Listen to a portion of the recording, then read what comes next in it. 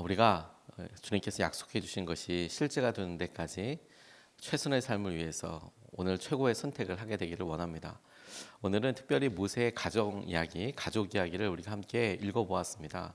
모세가 40년 동안 미디안 광야에서 유리 방황하면서 사는 유목민으로서 살았던 것을 우리가 기억해 봅니다. 도망자로서 이집트에서 급하게 떠나게 되었을 때 어디에 머물 곳이 없고 도망자의 신세였는데 우물가에서 만난 사람들과 따라가 보니 만나게 된 이드로 그리고 그의 딸 십보라와 결혼을 하게 되었습니다. 두 아들을 낳고 잘 살고 있는데 지금 모세는 이스라엘 백성들을 출애굽시키는 굉장히 중요한 사명과 그리고 엄청난 영향력을 가지고 있는 그런 상황이지요. 처음 이집트로 떠날 때에는 아내 십보라와 두 아들 게르솜 엘리에셀을 데리고 나갔지만 저희가 살펴보지는 않았지만 돌아오는 중에 중간에 천사를 만나게 됩니다. 아마도 모세가 40년 동안 미디안 광야에서 살면서 이스라엘의 여러 문화나 특별히 할례와 관련된 일들을 행하지 않았던 것으로 보입니다. 그래서 두 아들한테 할례를 행하게 되고 그 길로 두 아들과 아내는 다시 친정으로 돌아가서 머물게 됩니다. 모세는 그곳에서 헤어져서 애굽으로 이집트로 돌아오고 이집트에서 10가지 재앙 이후에 지금 출애굽 여정을 함께 밟고 있는 것입니다. 저는 이것이 모세 오경에 있어서 모세가 가정에 대해서 가족에 대해서 이야기하는 몇 되지 않는 그런 구절인데 그렇기 때문에 우리에게 중요한 부분이라고 싶습니다. 하나님께서 모세가 하였던 여러 일들 또 모세를 통해서 드러나신 여러 일들도 우리에게 의미를 주지만 정작 모세 개인적으로 그가 느끼고 그 주위에 있었던 사람들에게 하나님께서는 어떤 의미를 부여하시는지에 대해서도 우리가 오늘 본문 말씀을 통해서 알 수 있겠다고 싶습니다. 첫 번째로 우리가 같이 오늘 기도하고 같이 붙잡고 싶은 것은 가족은 하나님께서 하나님과 함께하는 길에 아주 소중한 동력자라는 사실입니다. 너무도 당연하지만 이것을 위해서 우리가 기도해야 한다는 점을 꼭 기억하고 싶습니다. 하나님께서 이 가족, 우리가 함께하는 우리의 가족이 함께하기 위한 하나님과 함께하기 위한 믿음 생활을 위한 아주 소중한 동력자이고 우리가 절대로 놓치지 말아야 할 기도의 대상인 것을 우리가 붙잡고 싶어요. 우리 자녀이기 때문에, 우리 부모이기 때문에, 우리 배우자이기 때문에가 아니라 하나님의 동력자이기 때문에 하나님과 함께하는 길에 소중한 동력자이기 때문에 기도해야 한다는 점을 붙잡고 싶습니다. 오늘 2절에서부터 5절까지 말씀을 보면 이렇게 나와 있습니다. 모세의 장인 이드로는 친정에 돌아와 있는 모세의 아내 십보라와 십보라의 두 아들을 데리고 나섰다. 한 아들의 이름은 게르솜인데 이 이름은 내가 타국 땅에서 나그네가 되었구나 하면서 모세가 지은 것이고 또 한 아들의 이름은 엘리에셀인데 이 이름은 그가 내 아버지의 하나님이 나를 도우셔서 바로의 칼에서 나를 건져주셨다 하면서 지은 이름이다.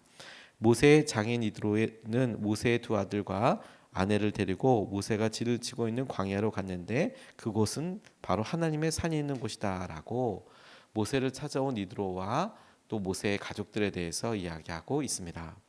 모세의 아들들의 이름을 보면 모세가 광야에서 살 때 그의 심정이 어땠는지 하나님을 향한 고백이 어땠는지를 그 아들들의 이름을 통해서 알 수 있습니다. 이 게르솜이라는 이름을 통해서 내가 나그네가 되었구나 이런 이름을 알게 되었다면 엘리에셀이라는 이름을 통해서 내가 하나님께서 나를 도와주셨구나 이런 고백을 하게 됩니다. 아마도 도망쳐서 본인이 이집트의 왕자로서 살다가 이제 도망자의 신세와 이제 목동으로서 살아가게 되는 유목민으로서 살아가는 그런 일들 통해 내가 과거와는 비교할 수 없이 이제는 내가 나그네구나 어떤 한스러움, 한탄 같은 게 첫 번째 이름에 있다면 시간이 어느 지나고 나니까 그게 아니라 하나님께서 나를 살려주신 거구나 하나님이 나를 보호해 주신 거구나 이런 고백들을 하게 되지요. 홍해의 기적을 온 가족이 경험하면 얼마나 좋았겠습니까? 하지만 홍해의 기적을 누리는 데에는 이 가족들이 함께하지는 못했습니다. 엄밀히 말해서 이집트에 놓였던 적이 없기 때문이죠. 모세의 아들들은 미디안 광야에서 자랐기 때문에 이스라엘 사람들처럼 오랫동안 노예였던 적은 없습니다. 그래서 모세만 가서 홍해에서 넘어서 이제 데리고 왔는데 그의 사명을 생각하고 영향력을 생각해 본다면 아내와 자녀들의 등장이 조심스러운 영역들도 있습니다.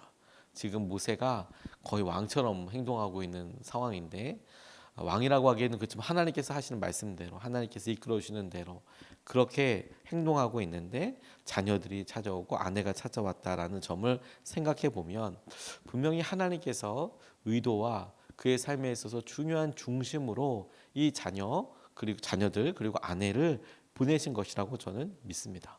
왜냐하면 그가 맡고 있는 사명이 얼마나 중요하더라도 그가 하고 있는 일이 얼마나 의미 있더라도 하나님께서는 그 길에 가족이 꼭 함께 해야 한다라고 주시는 메시지라고 저는 그렇게 적용해 보았습니다. 모세가 중요하다는 것을 참 알 텐데 그렇기 때문에 하나님께서는 가족을 떼어놓고 모세만 그 길 가라 이렇게 하지 않고 이들을 통해서 그 길 갈 때 아내도 아들들도 꼭 같이 가야 한다. 하나님께서 그와 같은 상황을 통해 앞으로 미디안 광야뿐만 아니라 이스라엘이 이 광야를 쭉 통과하면서 하나님께서 이끌어 주시는 길대로 나아가게 될 때 함께 하나님의 은혜와 인도하심을 경험하고 함께 그 모든 일들을 보고 고백하며 그래서 이것이 모세와 모세의 자녀들에게도 하나님께서 이스라엘에게 주셨던 약속들이 그대로 통로가 되고 은혜가 되게 하시는 것을 우리가 보고 알게 된다는 점을 우리가 누리고 싶어요. 그런 의미에서 여러분 우리가 자녀들에게 줄 수 있는 가장 커다란 선물과 가장 좋은 선물들 중에 하나가 무엇이냐면 함께 믿음 생활하는 거, 함께 우리가 주님의 은혜를 누리게 되는 거, 함께 예배했던 거, 그거 너무 중요한 것이다라고 싶습니다. 저희 교회에서 연합 예배 온 세대가 함께 전 세대가 예배를 드릴 때마다 저는 이런 간절한 마음이 있습니다.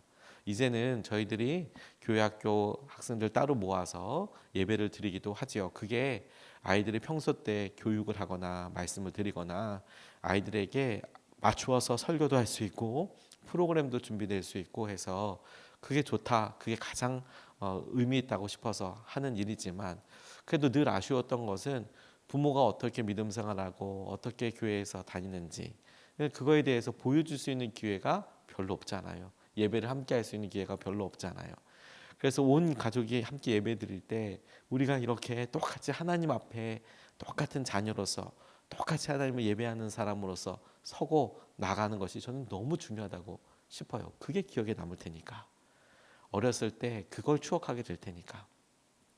저는 저희 부모님들께서 한참 기도 많이 하실 때 산에 이렇게 다니셨습니다. 이렇게 추운 날에도 삼각산이라는 곳에 가셔서 밤새도록 기도하시곤 하셨어요.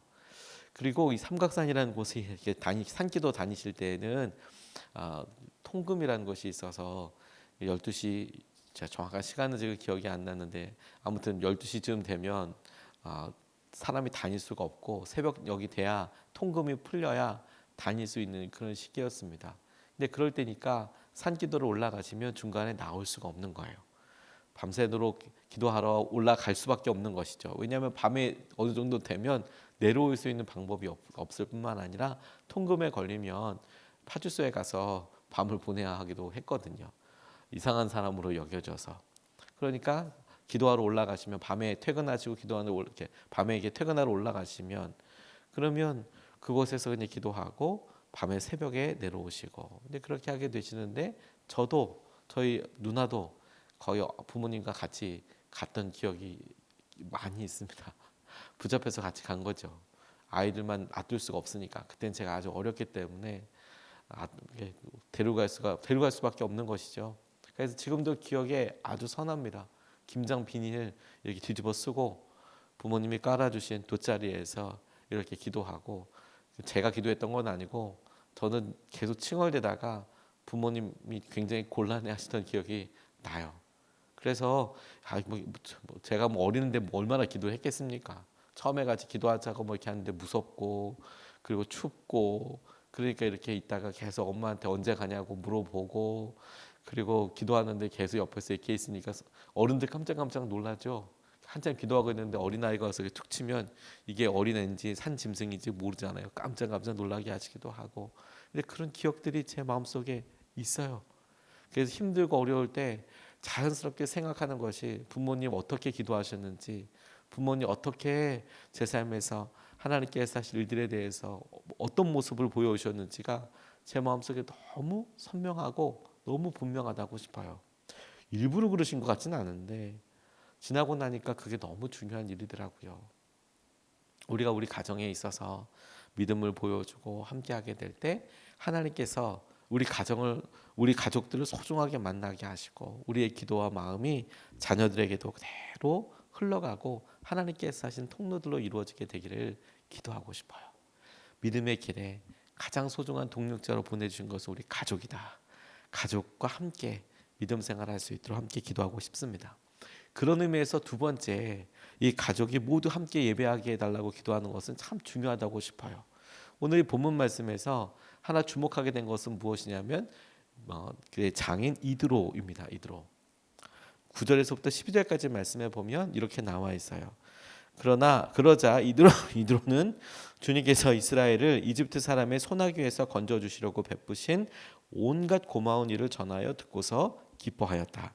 이드로가 말하였다. 주님께서 이집트 사람의 손아귀와 바로의 손아귀에서 자네와 자네의 백성을 건져 주시고 이 백성을 이집트 사람의 억압으로부터 건져 주셨으며 주님은 마땅히 찬양을 받으실 분일세. 이스라엘에게 그토록 교만이 행한 그들에게 벌을 내리시고 치신 것을 보니 주님이 그 어떤 신보다도 위대하시다는 것을 이제 나는 똑똑히 알겠네. 그리고 나서 모세의 장인 이드로는 하나님께 번제물과 희생제물을 바쳤다. 아론과 이스라엘 장로들이 모두 와서 하나님 앞에서 모세의 장인과 함께 제사 음식을 먹었다고 이야기하고 있습니다. 이 부분에 이드로에 대한 설명이 제일 처음에 나와 있는 것을 보면 미디안의 제사장이었다라고 이야기하고 있습니다. 처음 창세기를 보면 여러 족보들이 나오는데 그 족보에서 나오는 사람들의 이름이 그들이 거주하였던 지역과 시간이 지나면서 같아지는 것을 보게 됩니다. 어떤 셈, 높 이런 식으로 처음에는 사람 이름이었는데 그 사람이 살던 곳이 그 사람의 이름으로 지명이 되는 경우들이 있었어요. 미디안은 아브라함의 처 중에 한 명이었던 그두라의 처 중에서 그두라에서 태어난 아들의 이름입니다. 미디안이라는 사람이.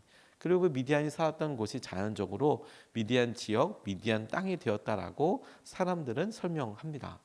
그러니까 엄밀하게 이야기하면 이 이드로는 아브라함의 후손이긴 하지만 미디안 지역에서 제사장 역할을 하고 있었다라는 의미이고 이 미디안의 제사장이라는 것이 하나님을 믿고 있었던 것은 아니라고 보는 견해들이 많이 있습니다.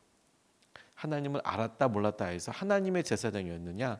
하나님의 제사장은 아니었을 거고 그러면 어떤 확실히 이방신이냐라고 이야기할 때에도 많은 사람들은 아마도 그럴 것이다라고 이렇게 이야기한다는 의미입니다. 도망 온 모세를 거둬줄 정도의 사람이었고 40년 동안을 같이 보냈습니다. 그리고 그곳에서 있으면서 모세도 미디안의 이드로도 서로를 잘 알지 않았겠습니까? 그런데 놀라운 것은 모세에게 찾아왔을 때 이드로가 하나님의 하신 일을 그대로 믿는다는 겁니다. 여러분 누가 이렇게 얘기할 때 홍해가 갈라졌다는 사실과 그리고 10가지 재앙이 있었다는 사실에 대해서 보았으면 모를까 보았어도 그렇지만 보지 않고 그 얘기를 믿는다는 것은 의외로 쉽지가 않습니다. 근데 그 말에 하나님을 인정하고 그리고 하나님을 함께 예배하게 됩니다. 그리고 읽었듯이 하나님께서 하신 일들에 대해서 참으로 하나님을 높여 찬양할 수밖에 없다라고 그 스스로가 고백을 하고 있지요. 그리고 또 하나 주목하게 되는 점은 그가 스스로 예배를 드리고 제사를 드리고 그 제사 음식물을 모세뿐만 아니라 이스라엘 장로들과 함께 먹었다라는 것은 함께 예배했다는 것과 그가 드렸던 예배와 그의 고백을 모세뿐만 아니라 이스라엘 장로들조차 인정하고 이 인정한 예배는 분명히 하나님을 향한 예배였다라는 점에 주목하게 됐어요. 이런 생각을 한번 해보게 됐습니다. 하나님, 우리 주위에 사랑하는 우리 부모님, 요즘 날씨가 추워져서 제가 기도할 때마다 부모님들을 위해서 계속 기도하게 되는데 연로하신 부모님들 이런 날씨 온도차가 심하고 날씨가 추워지고 그러면 건강 걱정이 제일 많이 되죠. 부모님을 위해서 우리가 계속 기도해 오고 그리고 우리 배우자를 놓고도 기도해 오고 자녀들도 이제 점점점 크면서 여러 가족에 있어서 일들이 쉽지 않아 보일 때여서 간절하게 기도하게 되는 거예요. 하나님, 함께 예배하는 때가 오게 해 주십시오. 모세에게 있어서 오늘 이드로와 함께 예배하는 이 시간은 얼마나 소중한 시간이었을까. 그리고 이드로만 소개되어 있지만 실제로는 십보라도 그리고 게르솜과 엘리에셀도 이제 이스라엘 진영이 함께 머물게 되면서 모세와 이스라엘 백성들이 광야를 통과하게 될 때 그 과정을 지금서부터는 함께하게 되고 하나님께서 하신 일들을 누리게 되고 스스로 예배하게 되고 하나님이 하신 은혜를 보게 되는 그런 이제 믿음의 여정이 시작되게 되는 것이죠.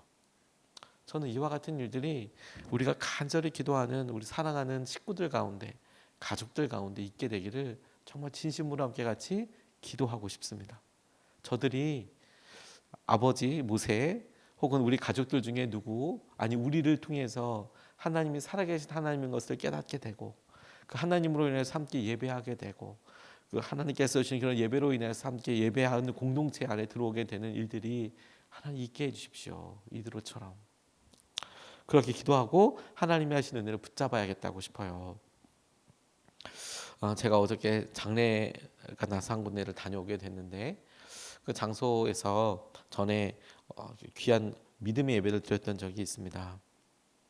오랫동안 기도해 왔던 할머니를 놓고 기도했던 손녀가 있었는데 이 할머니가 정말 정정하시고 그리고 이 할머니가 어머니와 같은 역할을 하셨던 그런 가정이었습니다. 그러니까 할머니 너무 사랑하고 이 손녀들이 할머니 너무 사랑하고 너무 아끼지만 이 할머니가 정말 법 없이도 살 수 있을 만큼 정말 바르고 깨끗하고 이런 분이셨어요. 교회 가보자라고 얘기할 때 손녀들 말을 듣지 않았어요. 듣지 않으시고 가지 않으시고 그리고 나이가 많이 들어서까지도 할아버지가 경제활동도 하시고 그랬기 때문에 할머니도 아주 바르고 정정하게 이렇게 있으셨습니다. 근데 갑자기 이제 너무 안타깝게도 암에 걸리게 되셨어요. 그 나이가 있으시니까 연세가 있으시니까 안타깝기도 하지만 충분히 이제 연세는 있으신 상황이었지만 그래도 너무 안타깝지 않습니까? 호스피스 병동에 들어가게 되고 어떻게 할 수 없는 상황에서 이 손녀들이 정말 진심으로 할머니 사랑하니까 할머니 이렇게 해요, 이렇게 예배해요, 우리 목사님 들어서 예배 한번 해요. 근데도 까딱도 하지 않으셨던 분께서 정작 본인이 아프시고 손녀들이 계속 그렇게 이야기하니까 한번 저를 만나겠다고. 그래서 저도 간절히 기도하는 마음으로 가고 이 손녀들도 간절히 기도하는 마음으로 준비하고 그래서 병원에 갔어요. 호스피스 병동에 갔습니다. 근데 정말 그날 주님께서 그 영혼을 붙잡아 주신 것 같아요. 그래서 여러 이야기를 나누고 그 전에도 몇 번 신방은 했었거든요. 제가 축복하러 가고 싶다고 신방을 했지만 그분은 예배 참석하는 것도 아니고 아닌 것도 아니고 본인을 축복하고 예배로 왔다니까 앉아는 계시지만 그렇다고 예배 드리시는 것 아니고 본인 입으로 분명히 하나님 믿는 건 아니라고도 이렇게 얘기하기도 하시고 교회 나갈 것도 아니라고 얘기하셨던 분께서 누워서 이제 예배를 여러 이야기를 하시고 하는데 마음이 완전히 바뀌어 계신 거예요. 그리고 저는 혹시라도 어떤 병 때문에 그런 거 있으니까 얘기하다가 다시 여쭤보는 거죠. 예수님 믿으시냐고. 그리고 설명해드리고 회개가 뭔지 죄가 뭔지 설명해드리고 그러다가 또 여러 자연스럽게 뭐 가정일 이야기하고 이렇게 얘기하다가 또 한 10분 정도 있다가 다시 물어보고 왜냐하면 혹시라도 정신이 좀 연약해진 상황에서 내가 믿어요 라고 했다가 나중에 안 믿어요 이렇게 또 얘기할 수도 있잖아요. 그러니까 2번, 3번, 4번 계속 이제 물어보는 거죠. 하나님께서 주시는 내 마음. 그리고 너무 놀랍게도 그날 병상에서 세례를 받으셨어요. 세례를 받으시고 세례 받는 그 순간에 쭉 오시는 때 이 고모 그러니까 이 손녀들에게는 고모고 이 분에게는 딸이 이제 왔어요. 봉은사에 이제 자리를 마련해 놓고 이제 불교식대로 하려고 이제 다 이렇게 했는데 이제 어머니가 바로 자신 보는 앞에서 세례 받으시고 그리고 어머니의 입으로 자기 장례를 기독교식으로 했으면 좋겠다. 나 예수님 믿었으니까 그렇게 하면 좋겠다라고 본인 입으로 똑똑히 딸한테 그곳에 있는 사람들한테 이야기를 하셨어요. 저도 있고 하는데 꼭 와서 하라고. 제가 와서 꼭 장례를 인도해 줬으면 좋겠다고. 그렇게도 부탁도 하셨어요. 두 번, 세 번 물어봤죠. 혹시라도 이 일이 가족들 가운데 있으면 또 어려움이 될 수 있으니까 두 번, 세 번 물어 알겠다고 그렇게 하겠다고. 그리고 너무 아쉽지만 며칠 있다가 소천하시게 되셨어요. 그래서 이제 가서 예배를 드리는데요. 와, 가족들끼리 이제 온 가족들 함께 예배하는데 정말로 그 앞에 이제 기독교식으로 다 차려져 있는 거예요. 그리고 예배를 이렇게 드리는데 모두가 다 펑펑 울었습니다.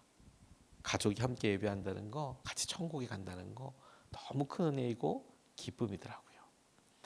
이드로가 하나님에 와서 하나님을 인정하고 예배하게 되었답니다.